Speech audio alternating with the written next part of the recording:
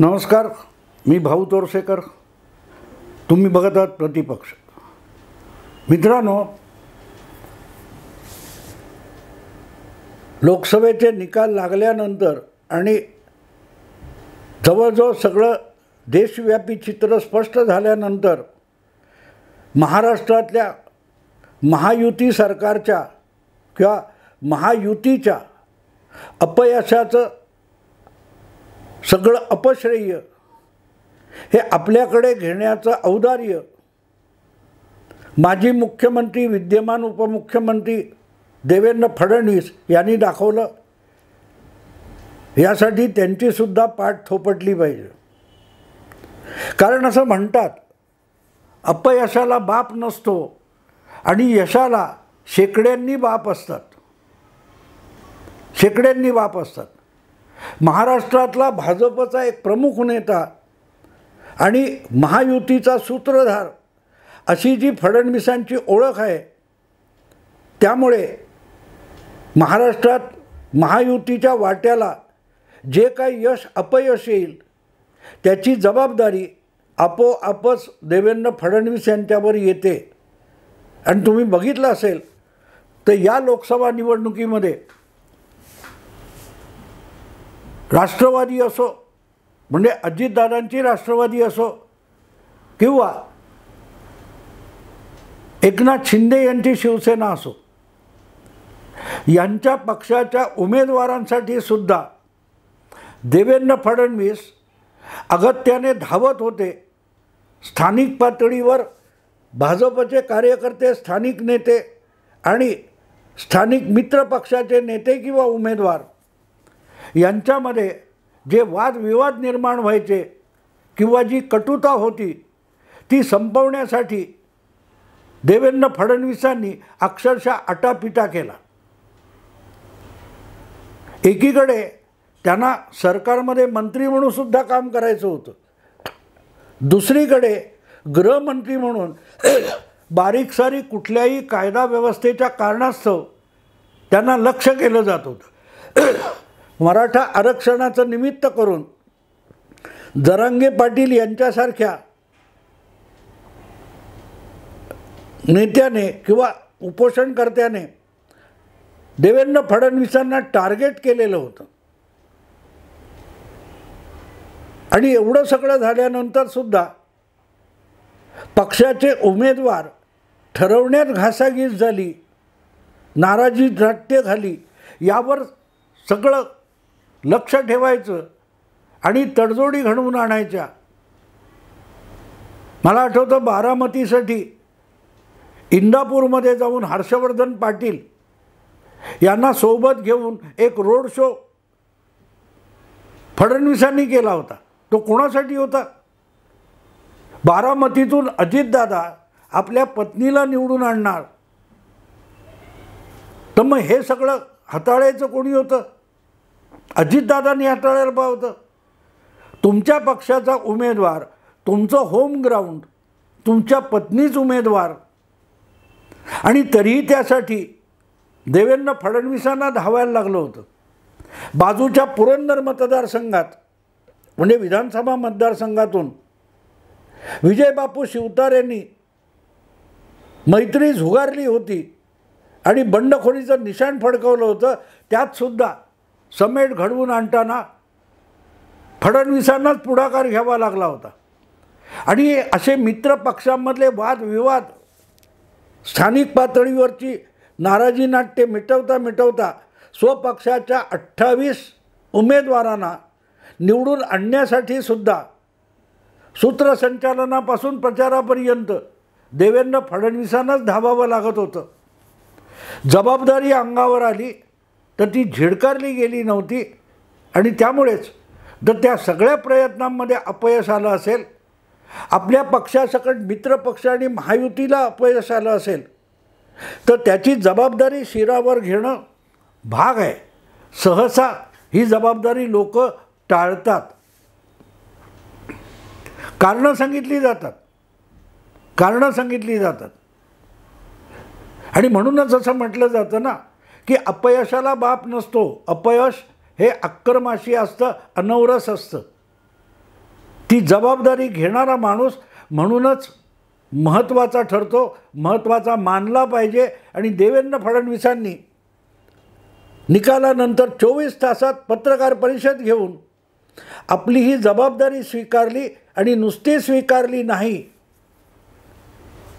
स्वीकारली नाही तर यातून सरकार आणि पक्ष संघटना यात काम करताना आपली तारांबळ होते हे स्पष्टपणे न सांगता कुठल्या तरी एका जबाबदारीतून आणि म्हणून सरकारमधल्या जबाबदारीतून आपल्याला मुक्त करावं अशी मागणी जाहीररित्या देवेंद्र फडणवीसांनी केली. आणि इथे एक गंमत लक्षात घेतली पाहिजे की हा राजीनामा दिलेला नाही, पण पक्षाने आपल्याला या जबाबदारीतून मुक्त करावं अशी विनंती त्यांनी आपल्या पक्षश्रेष्ठींना केलेली आहे. याचं कारण मित्रांनो सरळ आहे की पदावनती होऊन सुद्धा पक्षासाठी देवेंद्र फडणवीसांनी उपमुख्यमंत्रीपद स्वीकारलेलं होतं. उपमुख्यमंत्रीपद स्वीकारताना त्यांना आधी पक्षाने कल्पना दिली नव्हती. एकनाथ शिंदेंच्या नावाची घोषणा करण्याची जबाबदारी फडणवीसांवर टाकली होती. आणि ती घोषणा केल्यानंतर 2 तासाच्या आत सोशल मीडियाच्या माध्यमातून पक्षश्रेष्ठींनी फडणवीसांना उपमुख्यमंत्री व्हायला भाग पाडलं. पूर्वकल्पना दिलेली नव्हती, पण ते सुद्धा या तरुण नेत्याने स्वीकारलेलं आहे. आणि त्याच्या पलीकडे आज थोडक्यात अगदी सरळ सांगायचं तर देवेंद्र फडणवीस हे अनिच्छेने उपमुख्यमंत्री झाले होते, अनिच्छेने. पण एक गोष्ट सरळ होती की फडणवीस हेच या महायुती सरकारचा केंद्रबिंदू होते. एकनाथ शिंदे मुख्यमंत्री असतील, अजितदादा दुसरे उपमुख्यमंत्री असतील, पण महायुतीमध्ये समन्वय ठेवणं, प्रशासनावर नियंत्रण ठेवणं, महायुतीमध्ये एकमेकांशी होणारे वाद मिटवणं, अगदी मित्र पक्षांमधले वाद किंवा 2 पक्षांमधले वाद किंवा एखाद्या मित्र पक्षाच्या अंतर्गत असलेले वाद, या सगळ्या बाबतीत देवेंद्र फडणवीसांना खरोखरच असह्य भार सहन करावा लागला. आणि त्यामुळे त्यांच्या पदरी आलेलं अपयश माफ करण्यासारखं आहे, पण ते अपयश हा माणूस झिडकारत नाही आहे. राजकारणामध्ये आणि सार्वजनिक जीवनामध्ये जबाबदारी उचलण्याला महत्त्व असतं, जबाबदारी उचलण्याला महत्त्व असतं. आणि भले आपल्या सहकाऱ्यांनी, आपल्या सहाय्यकांनी चुका केल्या असतील आणि त्यामुळे पक्षाचं नुकसान झालं असेल, तर ती जबाबदारी सरी उचलण्याची हिंमत ज्याच्यामध्ये असतो तो दीर्घकालीन नेता असतो. का चुका झाल्या, एक गोष्ट मी साफ सांगेन की भाजपचं उत्तर प्रदेश असो किंवा महाराष्ट्र असो, जे निवडणुकीत झालेलं नुकसान आहे ते इतर कोणी काय कारस्थानं केली यापेक्षा भाजपच्या अंतर्गत अनेक विकृती आलेल्या आहेत, अनेक ढिसाळपणा आलेले आहेत. त्याचे परिणाम या लोकसभा निवडणुकीत भाजपला मोजावे लागले, ही वस्तुस्थिती आहे. पण तो विषय वेगळा आहे. आजचा पुरता माझा विषय देवेंद्र फडणवीस आहे.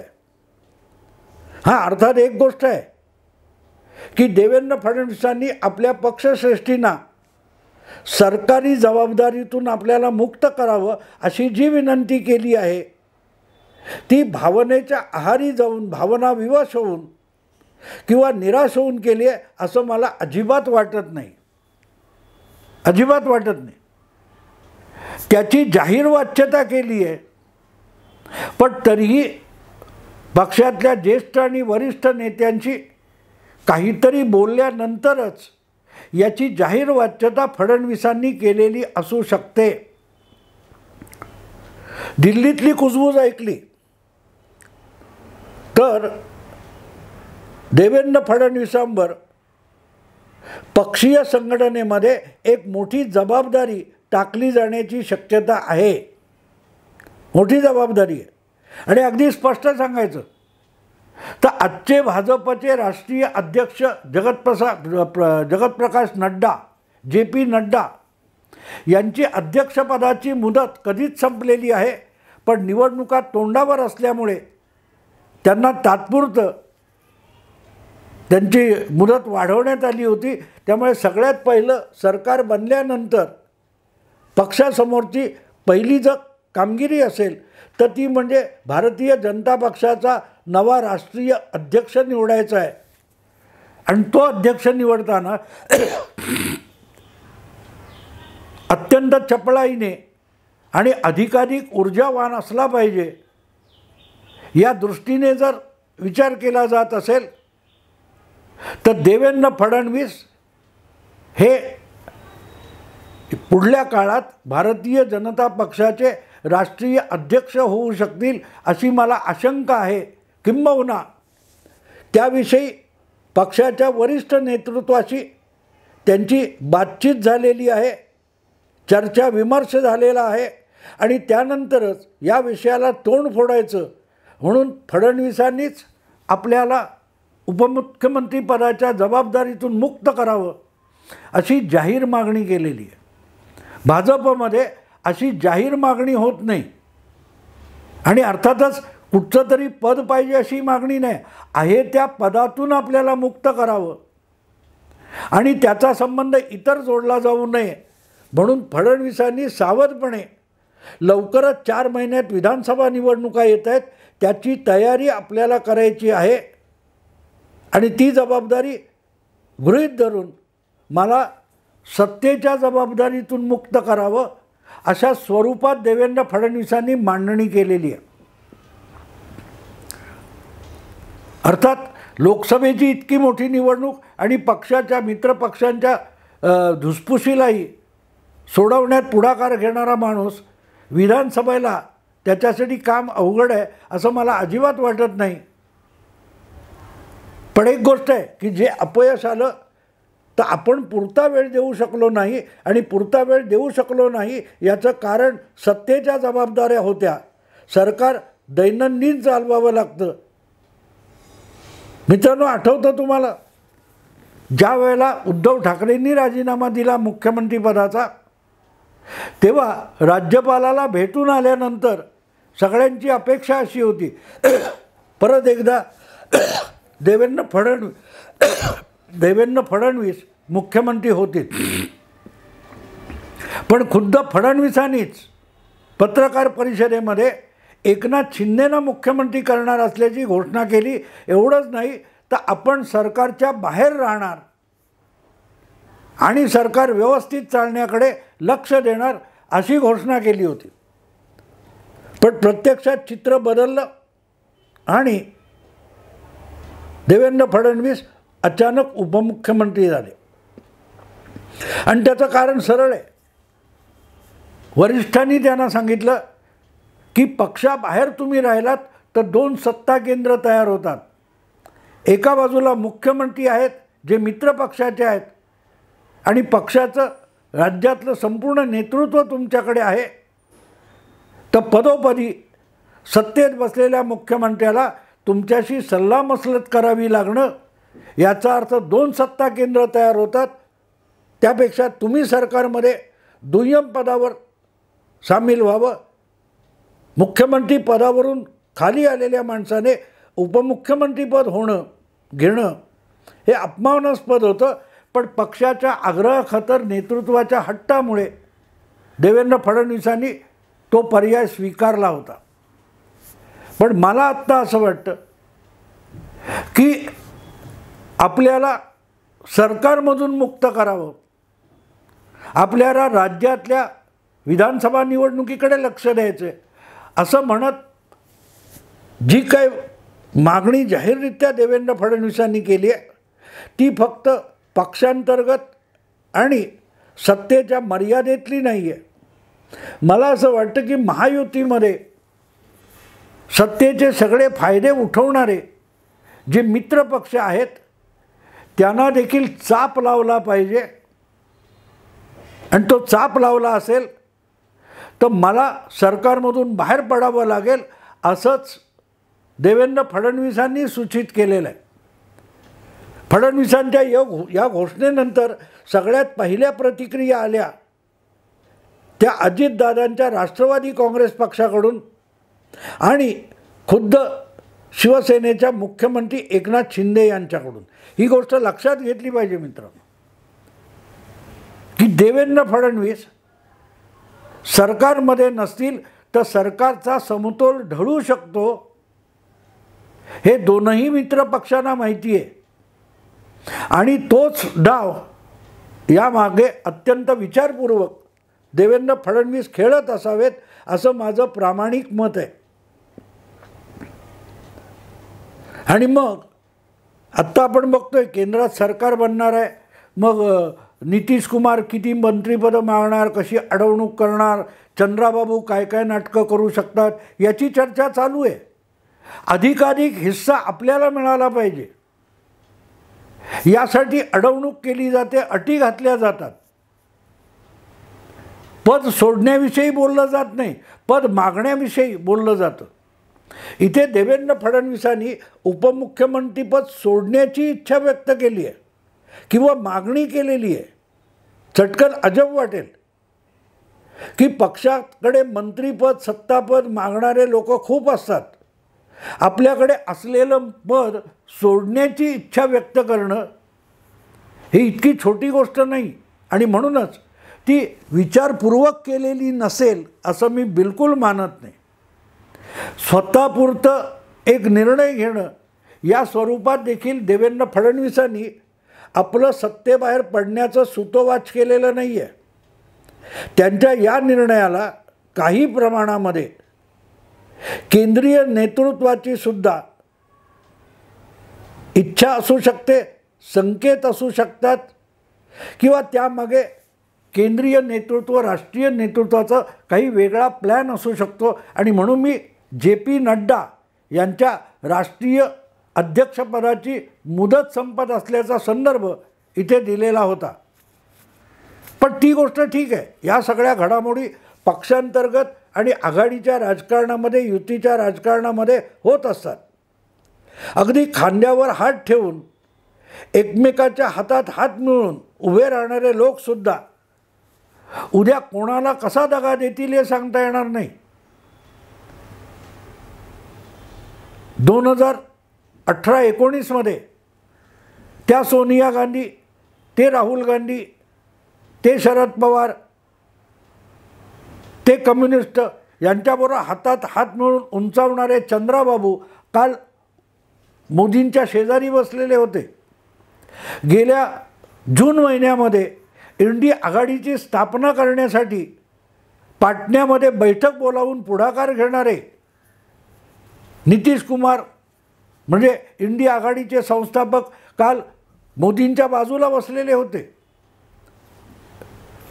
असे लोक कालपर्यंत असं असतात. त्यामुळे खांद्यावर हात टाकून एखाद्या युती आघाडीमध्ये असलेले मित्रपक्ष आणि मित्र नेते हे उद्या काय करतील हे सांगता येत नाही. कारण ते जे तुम्हाला दाखवत असतात, शारीरिक हालचालीतून दाखवत असतात, तेच त्यांच्या मनात चाललं आहे असं बिलकुल म्हणता येत नाही. अनेकदा त्यांच्या डोक्यात मनात काहीतरी वेगळ्याच गोष्टी चालू असतात आणि तुम्हाला दाखवण्यासाठी ठराविक गोष्टी केल्या जात असतात. देवेंद्र फडणवीस जेव्हा एका पत्रकार परिषदेत जाहीरपणे आपल्याला उपमुख्यमंत्री पदावरून बाजूला व्हायचं आहे असं म्हणतात आणि तशी परवानगी आपल्याला राष्ट्रीय नेतृत्वाने द्यावी अशी मागणी करतात, तेव्हा मला असं बिलकुल वाटत नाही की ते उद्विग्न झालेत, भावनाविवश झालेत, बिलकुल नाही. जितके शरद पवार आपल्या व्यक्तिगत स्वार्थ आणि भावनांपेक्षा राजकीय घडामोडी घडवून आणण्याला प्राधान्य देतात, तितकेच देवेंद्र फडणवीससुद्धा आपल्या व्यक्तिगत राग लोभ भावना यापेक्षाही राजकीय घडामोड घडवण्याला प्राधान्य देतात. असं माझं मत आहे आणि त्यामुळेच आपल्याला उपमुख्यमंत्रीपदातून मुक्त होण्याची परवानगी द्यावी, मुभा द्यावी. आपल्याला पक्ष संघटनेत आगामी विधानसभा निवडणुकीच्या दृष्टीने तयारी करायची असं देवेंद्र फडणवीस म्हणतात. तेव्हा पक्ष संघटनेमध्ये आपण अधिक प्रभावीपणे काम करू शकतो ही इच्छा व्यक्त करतात.